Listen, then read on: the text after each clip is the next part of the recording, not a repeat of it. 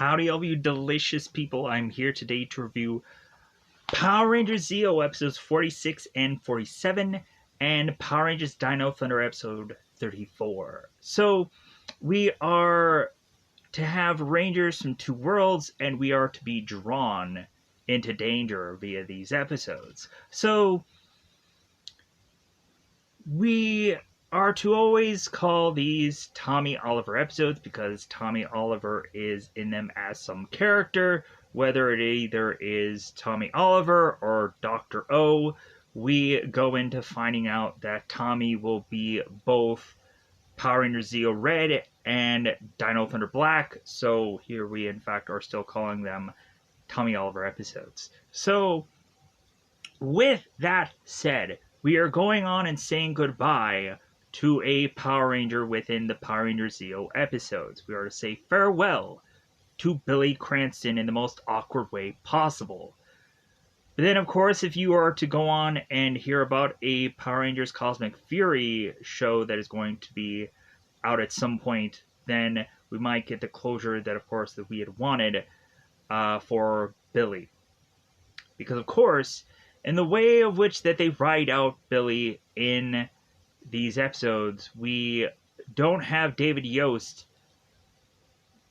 being Billy. We instead have Casey Kasem being Billy in these episodes. Because David Yost was to go on and leave the show for personal reasons, of which that I am not going to get into. There's a bunch of interviews that clearly state why he had left the show, and so on and so forth. So at some point you would just go on and have to get into the right interview for David Yost to really go on and thoroughly explain why he left the show. It was kind of a build-up of things. So with that said, and plus also I'm sure there was a lot of times, like, there was always the talk of like, well, we could just replace you on the show. So that was probably even more of a reason to just like, well, like, you know what, I'm freaking done then. I'm done with the show for some of the Rangers. And there's a lot of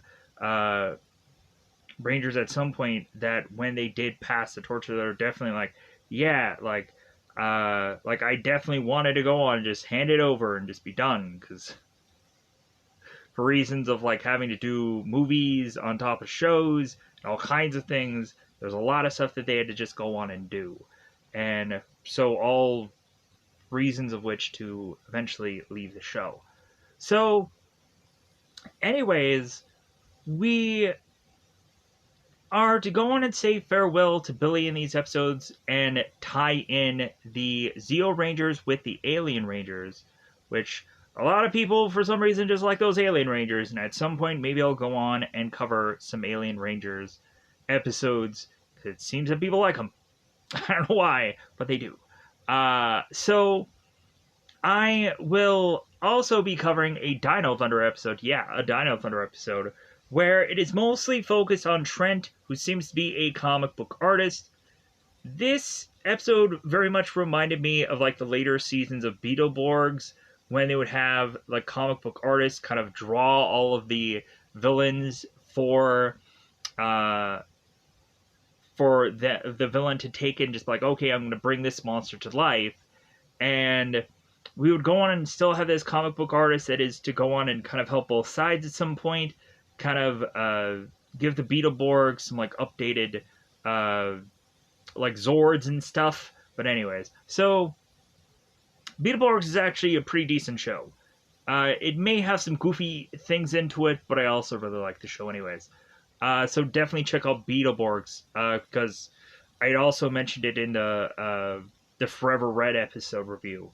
So, with that said, so we have Trent that goes on to meet his hero, Carson Brady, Brady, and come to find out this artist is going to end up with a pen that is to draw the Power Rangers into some comic book story. And so the Rangers, with the exclusion of Trent, all get sucked into this comic book story to have Trent have to figure out a way to rescue them. So, now, really talking and kind of grading these episodes, the Power Rangers Dino Thunder episode just really comes off as yet another Power Rangers Dino Thunder episode without really like holding on to the theme of things. And like I thought like it was an okay idea, but I just wish they really would have went somewhere with that. And we of course are to also go on, and in the Power Rangers Zeo episodes, we have the Alien Rangers that are kind of shoehorned into this story, but we of course like don't really have them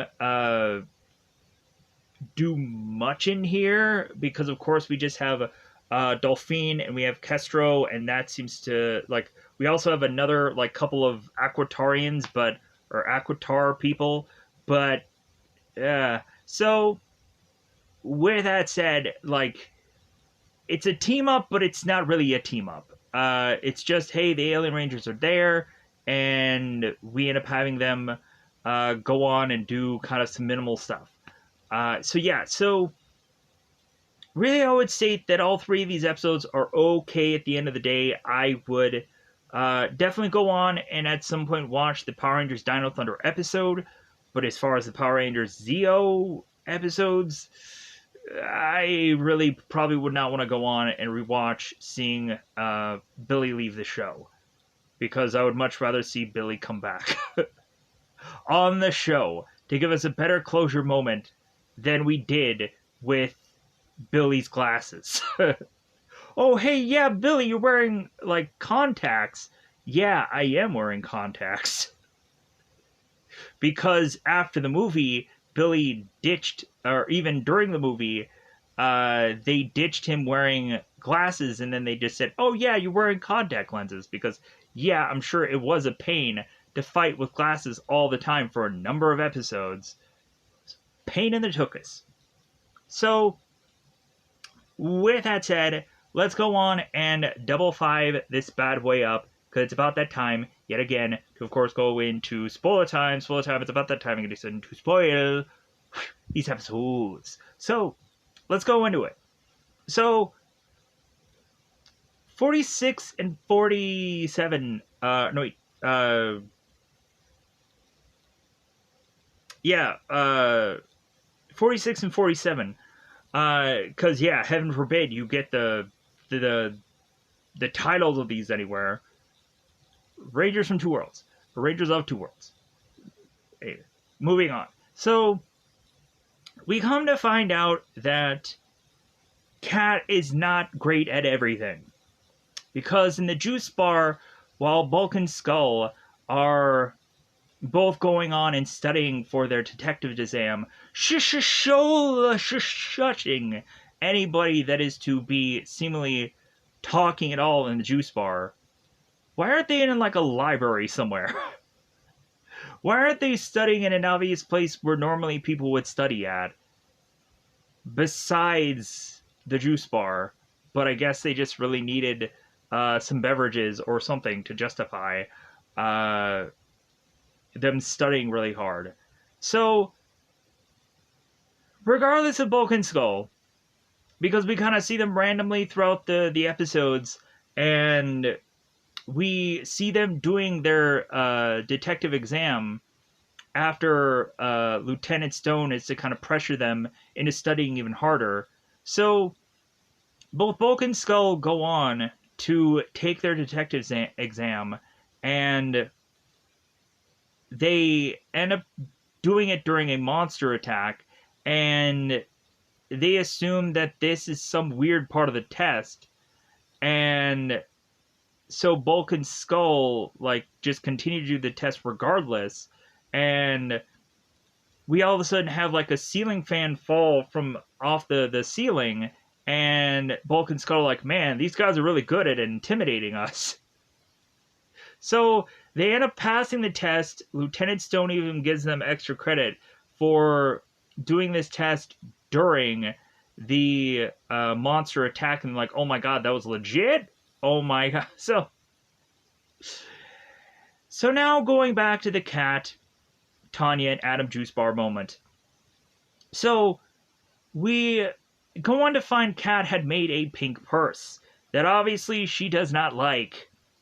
And so she's like, ugh, like I have this pink purse and it sucks. I made it and it just sucks. And we have Adam that's like, wow, that's like the first time ever I've ever seen you make something that didn't turn out great.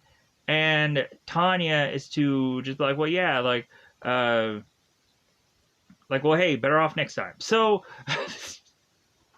I don't know what she says. So Jason comes in and is like, hey guys, like we have a really important thing, much so better than this story, that we have to have you guys come to the power chamber, the command center, the super delish place that everybody goes when they need to know about some stuff going on for the Power Rangers. So we go on to have the Power Rangers make their way to the power chamber, and we have Rocky, who is also to be there, as well as Tommy. They just kind of arrive. So they come to find out that Billy is now Casey Kasem. Somehow, David Yost has transformed into Casey Kasem. And so they are to state that 40 episodes some odd later, Billy is to now feel the effects of the regenerator machine that had made all the other Power Rangers older, but had no effect on Billy. So, hence why, for probably every bit of this show, they would always come up with some creative way to have to write somebody out, or they would actually legitimately kill a Ranger off on a show. And I'm like, wow, okay, that's pretty crazy. I guess in Lost Galaxy, they end up like literally like writing off a Ranger. And I felt so bad about that. So we have Billy, and so he is getting older by the minute, not by the year. So we go on to have Billy, who's like, well, hey, like the regenerator, like I had lost that machine, so we can't use it again. So we're gonna have to come up with some way to find this machine again. So Billy ends up coming up with an idea, and that idea ends up having him in the Lost and Found with Kat at the juice bar to hope maybe the regenerator is there. It seems like a very creative way to just put a story together. We also have King Mondo that is back in his machine empire, as we have Prince Gasket and Princess Archerina that are just off to the side. They're just kind of hiding away from King Mondo, realizing there's going to be some comeuppance from King Mondo via them, so they're just hiding out. They're just kind of like, okay, let's just kind of like cooler heads prevail. So King Mondo is to be talking to Queen Machina and Sprocket, and is like, you know what, like I want to go on, and I'm feeling kind of monster create happy, and let's go on and let's create a monster. Let's go on and let's create the cog changer, because that sounds like a great idea. So while Kat and both Billy are at the Lost and Found, we have Kat that is to start thumbing through all these items, and she starts to find out that her purse is in this Lost and Found, and she's like, man, this is like a bad penny. I can't get rid of this thing. Like, what can I do? So Billy ends up grabbing this whistle, and I'm like, okay, this is whatever you guys want to do. So we now go on to transition to have Rita and Zed at their mobile base RV, because this is Power Ranger Zeo. We have to go on and figure out where Rita and Zed are throughout every one of these episodes via what housing location they have. What kind of like thing they're in this time around. So we come to find that Finster is going to give Rita a gift, but it's basically a re-gift. I don't know how many times we would go on and just throughout a number of these episodes that I've seen, they're like, hey guys, here's this same toy that you've already been using, but here it is again, because here's the newer model, because obviously that one sucked. Here's the thing. I was to go on and like briefly watch the Green Candle from Mighty Morphin Power Rangers. I watched it briefly because I started to realize, I'm like, oh my god, like, why does this episode seem so familiar? And I'm like, oh yeah, I've already watched this episode. So the one thing that I noticed is while Goldar was laughing, ha ha ha ha, like I ended up seeing some like black like stuff that was hiding Goldar's neck, because maybe like the piece of his neck just kind of fell off. Maybe that's why Goldar needed a new like facelift and paint job. Cause yeah, like his costume, like I'm sure like all the others, just started to fall apart on the man. So hence why we would go on and see Beast Morphers, a all new different Goldar. For however that storyline went, because I've never seen it, but at some point I'm kind of interested in checking it out because I never did. So we have, of course, the Rita and Zed who are at their RV. Finster is to go on and re-gift the Rita staff, and Rita is to go on and say, like, well, like, what's different from this staff? And Finster is just like, well, like, it just looks cooler, right? No. He states that it is more powerful, but it seems that Rita is going to have to go through the manual before really putting this staff to good use. And Rita's like, nah, I'm not going to read the manual. Just quickly tell me, like, what it does differently. And then Rita listens to Finster explain this, and she's like, whatever that means. So they go into the RV, they're driving off, and we all of a sudden see that Rita is starting to lose her staff out the window, and the staff all of a sudden starts blasting out something, and then it falls out of the RV. And so we come to find out that Kat's purse is going to turn into a monster. So Kat can still not get rid of this purse, so much so that it is turned into a monster for this week. Not only that, but then at some point we just weirdly combine both the cog changer and the impersonator together to do the impersa changer. I don't know. The impersa changer. Change and purse, that kind of sounded funny. So we, of course, after that have Clank, his little tattletale, who goes on to King Mondo and is to mention, it's like, well, hey, like, it seems that Red and Rita and Zed have come up with their own monster, and King Mondo is just like, okay, great, like, well, here's the thing, like, I'm gonna go on and I'm gonna, like, destroy the Power Rangers before they get to, so, like, that's gonna be, like, the who gets to them first is gonna be the whole plan. So we then have the Alien Rangers from Aquitar making their way to the power chamber. And so we have only Delphine and Sestro, because I guess they couldn't have paid any more actors to kind of lend some Aquitar time here. We technically did have the Red Ranger kind of briefly in here, but I'm sure a lot of the Rangers just didn't want to put on the makeup, so they're just like, you're not paying me enough to come back for this little kind of tie-in. No. So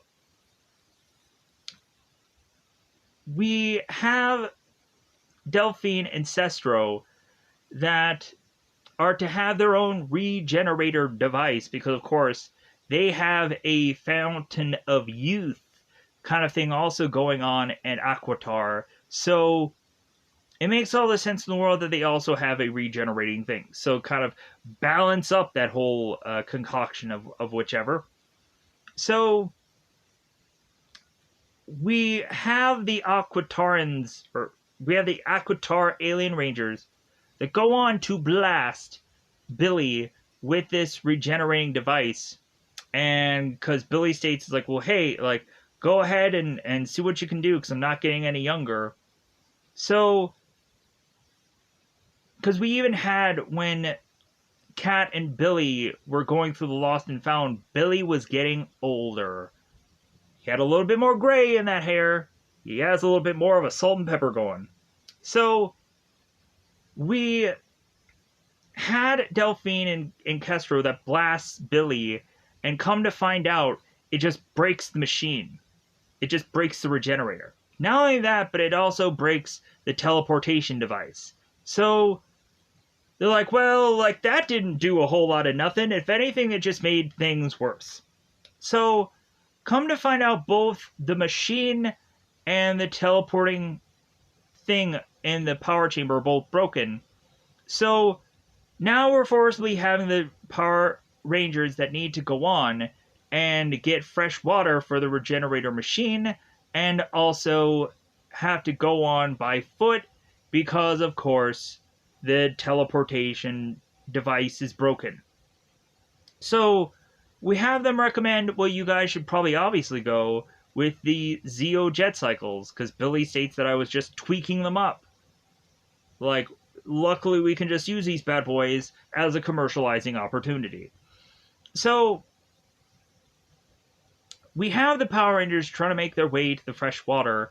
Rocky had mentioned exactly where they should possibly go, so they're going to that location to all of a sudden be met by the Cog Changer. So you would think that the Cog Changer would have completely effed up all these jet cycles, but again, this is a merchandising opportunity here, so not so much. So instead, we realize that it's a duo seemingly between which monster can get to these characters first. So the Cog Changer is to quickly go on and become a monster size.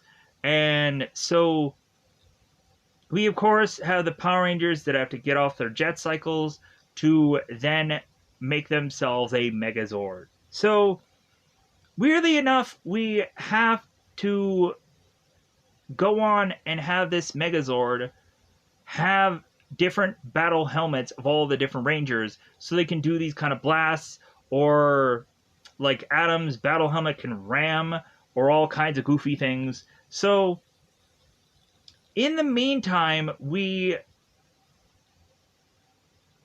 of course, go on to have the Cog Changer that goes on and tosses an evil cog in the Megazord without them realizing it. So, we also had the red Battle Zord that ends up getting into the fight also. So, they end up becoming the Zeo Mega Battle Zord, and so that weirdly does not go on and start working, because once that evil cog is in there, the Rangers are less powerful. So we also had the Impersonator that had become a fairly large size also. So it's like a race to like kind of go on and see like which monster can destroy who. So we have Tommy that calls Jason into the fight and is to tell him, it's like, well, hey man, we need to go on and be the Zeo Ultrazord. So that means that all of the Zords are just like compiling together with Leonidas, or the Gold Ranger Zord. So we then go on and realize that that still is not powerful enough. So the Zeo Rangers are like, okay, we need to change it up. We need to do the Zea Ultra Zord carrier mode, and that still is not powerful. We even have the impersonator that kind of laughs at how weak these blasters are. It's like, she's like, you can blast me all day and it's not going to work. So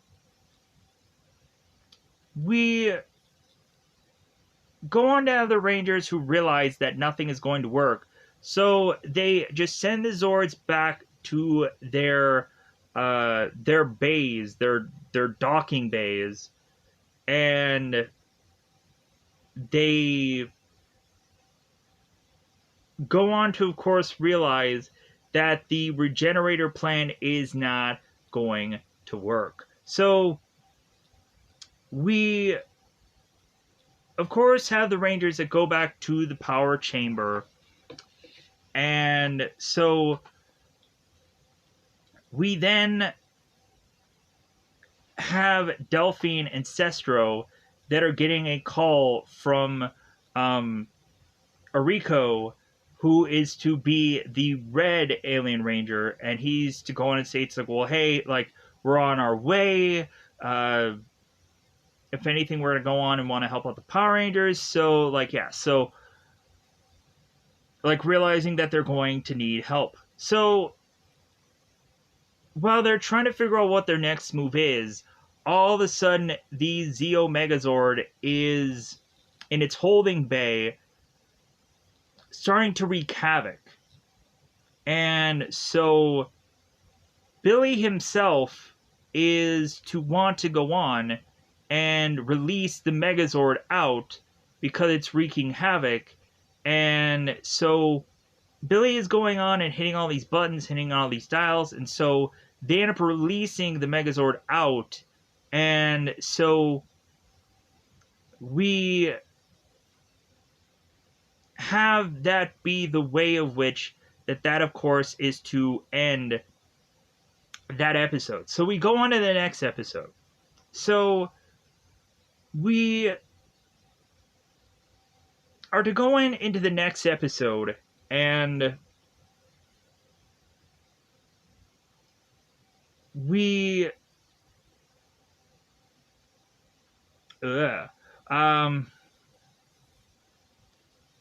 we come to find out that the Power Rangers are going to go on against the Zeo Megazord to try and control it by becoming the Super Zeo Megazord. So the Super Zeo Megazord goes on to fight against the Zeo Megazord, and what happens is that we go on to, of course, have the impersonator. She goes on to control that other Zord by kicking all of the Rangers out of their Zords. So, as well as the Zeo Megazord is to be controlled by the Cog Changer. So, we go on to, of course, have Zed and Rita realize what they have done by having this monster go out there. And so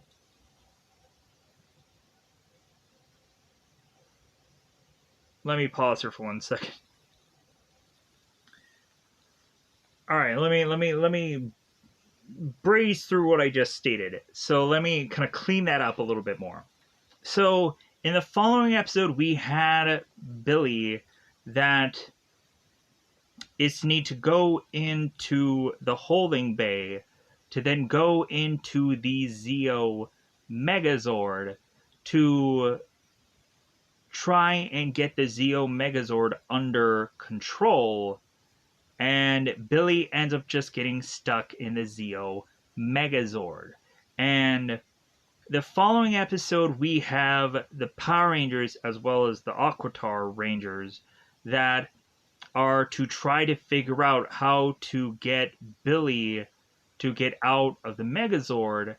And so they go on and state that the Megazord is kind of just moving too much, that like they have to go on and figure out a way to still like get Billy out of there. So we have the Rangers that go on to decide to have the Super Zeo Megazord. And obviously, by the end of this episode, I feel like we have way too many Zords for the Power Rangers Zeo to get defeated by the end of all of this to eventually become Power Rangers Turbo. It doesn't make sense with the mass number of Zords that they all have. Good grief, there's so many of them. So we go on to now have the Power Rangers in the Super Zeo Megazord, and so Finster and Rita are at the mobile base RV, and we of course have Finster, who's looking through this kind of circular object. You could state that it's almost kind of like a viewing globe. And so both Finster and both Rita are looking into it, and they realize that they have tracked down this impersonator, and they're seeing where it's going to end up next. So we all of a sudden have the impersonator who ends up right into the Power Rangers Zord, as of course the Power Rangers are getting distracted by facing off against the Zeo Megazord, that of course is to be under control by the cog changer, that he is actually inside that Zord. So we all of a sudden have the impersonator that gets inside the Super Zeo Megazord, and it's to scare off all of the Rangers to push them out of the Zord, to then have both Zeo and Super Zeo Megazords being controlled by of course, these two monsters. So they realize that they've even, like, things are going on even worse so, but Billy has somehow gotten out of this Zord, and yada yada yada. So the job ends up getting done. So we have Bulk and Skull that are doing their test exam, and ceiling fans are falling, and so they're doing the test no matter what happens, even though there's a monster attack. They do end up passing the detective's exam with extra credit from Lieutenant Stone. So now that the Power Rangers are, of course, out of Zords at this point, we go on to have Jason, who comes up with a plan to have the key to unleash the Auric the Conqueror, which is another Zord character. So this Zord-like character goes on to try to talk between the two monsters, say like, hey guys, like, you guys are making a bunch of destruction, like, hey, how about you guys just like stop all this, like, come on. So we have the monsters go on to have this like ghostly thing come out of one of them, and Auric is to get so scared that he goes back to his original form, and they realize, well, like, I guess that was a waste. So we have at some point where Kat comes up with a plan to figure out a way to get the Rangers to go on and get back into their Zords. So they end up playing up this task. So the Power Rangers leave, and then they come back. And so all we have them do is the Rangers just states like, hey, monsters, we're here. And all of a sudden the impersonator gets from out of the Zord to then like be where the Power Rangers are. And so both Rita and Zed end up like zapping her back to where they are. And Rita and Zed are to be upset with the impersonator because of how stupid she was. And like that gets rid of that monster. And so we now have the Power Rangers, half of them, that end up going into the super Zeo Megazord, and both Tanya and Kat jump into the other Megazord, and they of course go on to find the evil Cog. Tanya destroys it, and then goes on to kick out the Cog Changer. So now we, of course, go on and have the Rangers who are in control with both swords, and so they end up kind of having all the Zords go away, because now, of course, we have the Cogs to deal with.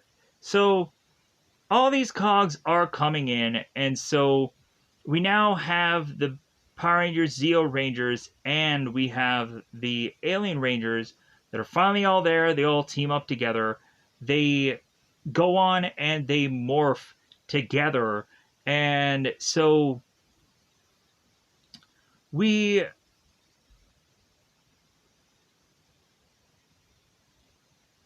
end up having the Alien Rangers that uses the Aquatar Ranger Blast, where they combine all their swords together and destroy all these Rangers. And we also have the Zeo Power Cannon being used here to kind of wipe out things. So we go on to have the Rangers back at the command center, or no, we go back to the command center. So we have one of the Aquatar people called Cestria that is to give Billy a water from the Eternal Falls. And that, of course, is to be some kind of fountain of youth concoction. Because that's what the Aquatar state. It's like, well, yeah, that's the equivalent of the fountain of youth. So that's why they can kind of stay like the same age that they are. So we have Billy that goes on and drinks what is obviously almost looking like Gatorade. And Billy's like, okay, well, it didn't really do anything. And so we end up, of course, writing Billy off by stating it's like, well, he has to just go back to Aquatar to get more samples of the water from the Eternal Falls consistently, and maybe that'll wash his system out, and that will start to make him young again. Funny enough, immediately when Billy goes right back to Aquatar, he's young again, and he seems to look like the way he should, but he doesn't sound like it. Maybe his voice kind of just didn't quite hit puberty yet. I'm not sure. Not quite sure what happened there. So we go on to, of course, have the Rangers who are still having to deal with the Cog Changer. So we end up having seemingly every Zord that comes out of the woodwork here. We go on to, of course, have the Super Zeo Zord. We have the Zeo Megazord. We also have the Red Battle Zord, and is that all? I think there was 4 Zords there. I could have thought maybe. Man, they have just all the Zords, just everywhere, just all playing around. So we also have the Zeo wheel, the wheel. So the wheel goes on, and then they're playing keep away with the wheel, and the wheel goes on to hit the Cog Changer and destroys it, and so that's how they defeat the monster. And because we had both the Impersonator and the Cog Changer that combined together as one strong monster, and so with all the Zords, they go on and do the Zeo wheel, and they destroy the combined monster with that. So that luckily is to go on and write us out for that episode. Uh, and so when the Rangers go back to the power chamber, they go on to talk to Billy, and so we have both Billy and Sestra that are talking to the Power Rangers, and the connection isn't that good. But we had gone on and seen another Aquatar Ranger, like clear as day, but it is what it is.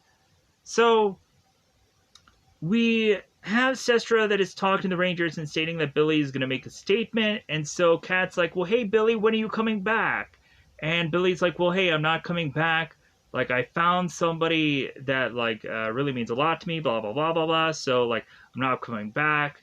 Like, I love you all, blah, blah, blah, blah, blah, blah. So, really, they write Billy off that way, and it's just a sucky way to write this character off. But then again, we also find out that Bulk and Skull passed their detective exam, so I guess that makes it all right, right? So, but that said, that's just kind of way they write off this episode to just get out of here. So, with that said, let's go on into the Power Rangers Dino Thunder 34 episode. So, in the beginning of this episode, we of course have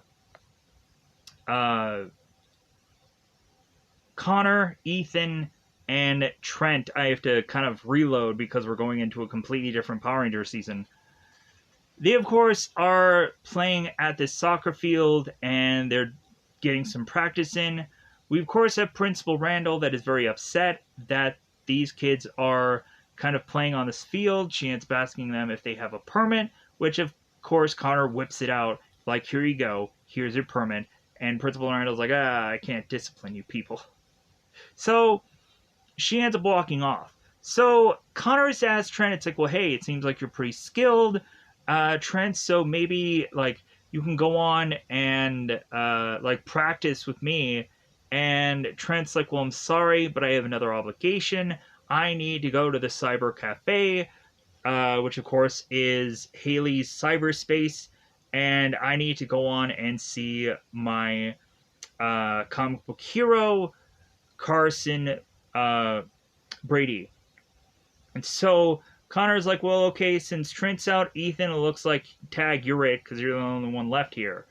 So we have Trent that goes on to the Cyber Cafe, and we have this kind of cosplaying thing going on.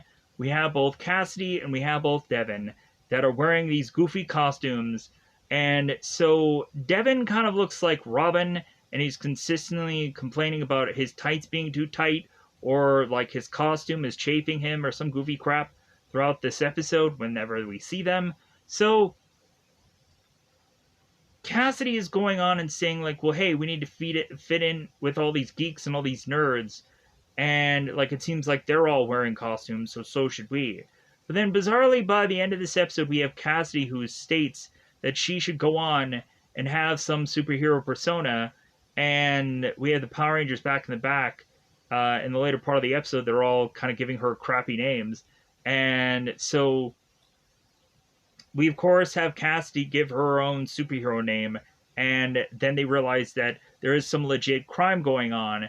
And both Devin and Cassidy run off to help in that crime. And the Power Rangers are like, hey, like, they're not real superheroes. So, but anyways, backpedaling to where we were. So Trent goes on to hand Mr. Brady this comic book called The Lexicon Extreme. And so Carson is stated, it's like, well, hey, you don't have to call me Mr. Brady, just call me Carson. So Carson is to state that it's like, oh my god, like, this is an issue number 1. And we, of course, have Trent state, yes, like, this is an issue number 1. And, like, I've kind of followed your stuff since the beginning, because, of course, I'm a big fan, and it made me want to become a comic book artist. And Carson's like, oh, really? Like, maybe I can go on and see your stuff one day. And Trent was like, wow, that would be great.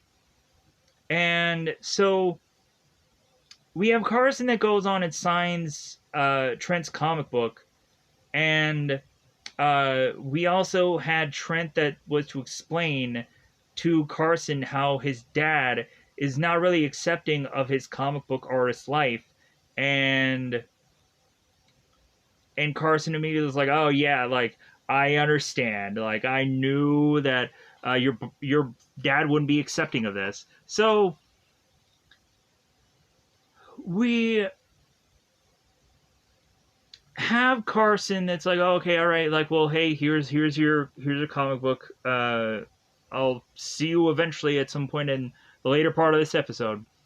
So we then have Principal Randall that comes to like budge in line and is to meet with Carson and is to have absolutely no thing for Carson to autograph, but Randall goes on and states that she loves all the little like pictures that this guy ends up doing, the little doodles and cartoons that this guy draws, and Carson's like, okay, whatever that means. So Principal Randall goes on to give this guy a unique pen that she hopes that he'll use for the next time he draws on a comic book, and we of course have Carson's like, well, yeah, like of course I'll use this. I'll use this on my next book. And Principal Randall's like, are you promise? And he's like, yeah, of course, yeah, sure, whatever you want. So Principal Randall leaves, and so after this whole thing of Carson taking hours upon hours to sign away with all these kids, making sure every one of them gets an autograph, he then goes on to make his way to start drawing out this story. So we have Carson who is uncontrollably just drawing all these pictures, and the more and more we start to realize that all of these are to be the Power Rangers Dino Thunder, and they're being put into this comic book. So we then all of a sudden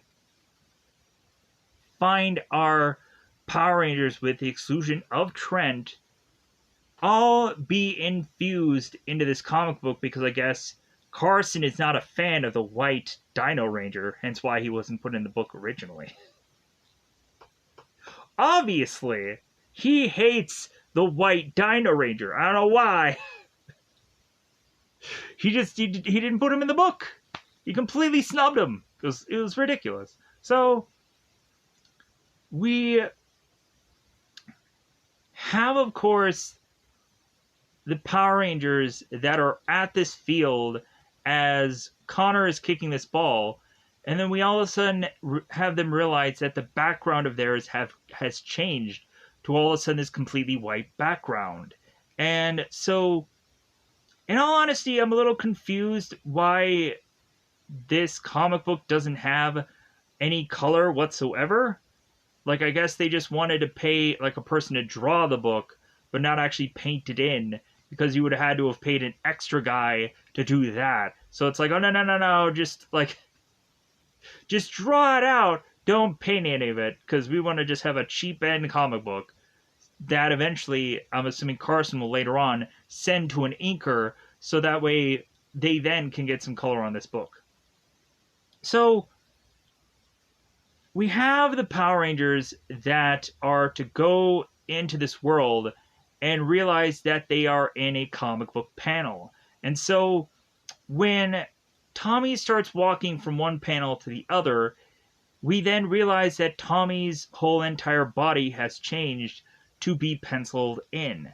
And then we start to have all the rest of the Rangers going on to like start walking where Tommy did, and they end up getting penciled in also. So Ethan, who seems to be a comic book nerd, is to kind of put his hand in between the panels, and he's like, hey, this is fun. So they go and I'm like, hey, come on, like if anything, if anybody can figure it out, it's probably gonna be Ethan of how we can get out of here. And since Tommy, of course, had gone on and been trapped in things before, we of course had like Kira that is mentioning that it's like, well, is this some like alternate dimension? Like, where are we? Like, yada, yada, yada. So, we go on to have all of a sudden a monster appear, which is the Phrygia. And she, of course, is wanting to go on and fight against the Power Rangers. And so we have to go on and ask if the Power Rangers can go on and morph in this world. And surefire enough, it seems that they can. So the Power Rangers are going on and trying to face off against this monster, but it seems like they are fighting a losing battle. So you would have thought that Trent would have probably came up with a really unique weapon to just beat up this monster, but he just came up with himself being put in the book. So we go on to, of course, have Trent re-bumping into Carson Brady. And so we also have Antonio Mercer, who is to look at the drawings of Trent, and Mercer ends up making a call. So we have Carson, who bumps into Trent, and we have Trent finding out that Carson had made a new comic book. And so Trent is like, oh, okay, well, what's the new comic book about? Carson starts showing Trent, and he's like, oh my god, like, this has the Power Rangers in it. And Carson's like, well, yeah, I guess. And so Carson wants to go on and just take this book so he can publish it, so he can make a pretty good chunk of money. And Trent's like, well, can I just hold on to it, and then I'll give it back to you? And Carson's like, sure. So Trent is to go to the Cyber Cafe and is to start to try and read this book, but he doesn't fully read it. And so Haley finds out that the Power Rangers are stuck in this comic book, even to the point where Tommy is calling out for Trent to help them, because the Power Rangers are still trying to fight off this monster. So Haley is stating to Trent, it's like, well, how does the book end? And Trent's like, I don't know, I haven't looked. So come to find out, by the end of the book, the Power Rangers lose this battle, and Trent goes back to Carson to try and recorrect this. So we also had Trent, who needs to morph in front of Carson to prove that he is a Power Ranger, and so that way Carson can trust him fully. So we have Trent that is to take that pen that Carson was using to write this comic book, and Trent is to figure out a way to write the Power Rangers out of this story. And so Trent goes on to write himself into the book, and so once he does so, all the Power Rangers together go into Super Dino mode. So we have the Power Rangers who become so powerful, and it seems that Trent is to realize that he is to get this unusual, like, energy of power, because we go on and have all the Power Rangers that are using all their weapons to disposal against the Phrygia, and like even the Bronchio staff and all these kind of swords and all the weapons that they have are no good against this Phrygia. So we then write the Power Rangers out of the book after they go into this Super Dino mode. And we're thinking that it's like, okay, like, this monster is toast, it's done, the book is finished. So when the Power Rangers leap out of the book, we then have Carson who's like, well, hey, I'm going to be over here just kind of hiding away because Phrygia had come out of the book also.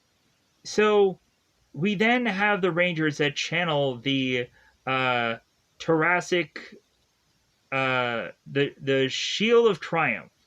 And so the Shield of the Triumph turns into the Thoracic Ranger, and so we go on to have the Red Ranger try and go on and take down uh, this monster. He ends up using the Dragon Yo-Yo, and he ends up using his cannons, and wipes this thing out. So, and I don't think they Megazord up in this one. I don't think they do. I think they just Dragon Yo-Yo and cannon it up. So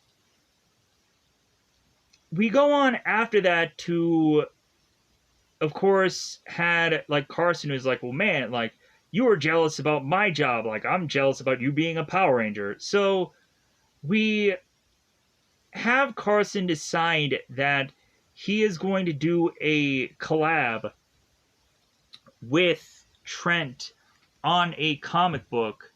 And so both of them are working together. Trent is to have credit on this comic book. So we have Trent who asks Carson, and it's like, well, hey, like, why exactly are you doing this comic book? Or why did you do this comic book with me? And so Carson had mentioned that some guy named Anton Mercer had funded his comic book. And so, and he wanted me to work with you anyways. So, like, that's how all this happened. And so Trent's like, like, well, I guess my dad kind of, like came around after all. So we go on and have the Cassidy and Devin moment, and that's what kind of really ends this episode. So with that said, I'm going to try to get out of here to try to squeakingly get out here a little bit quicker. Let me know in the comments below if there's anything that I forgot about, if there was anything that I accidentally said incorrectly, because more than likely I will just go on and do another one of these at some point. And so we're going on and going to do a rebuttal. I think there might be a video that might be coming soon. I don't know how soon, but it'll probably happen. Where, of course, I may not have exactly a Tommy Oliver episode in there. But I'm going to go on and do some fun episodes regardless.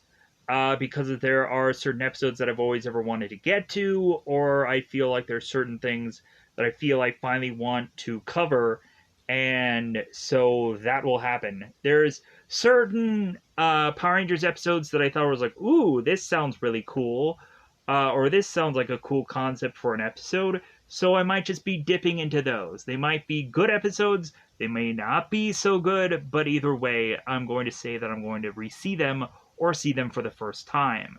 Especially because there is a Super Dino Charge episode that looks really interesting. So I'm like, ooh, like, how is that all going to play out? So, with that said, I'm going to get out of here. Goodbye, everybody. Bye, everybody.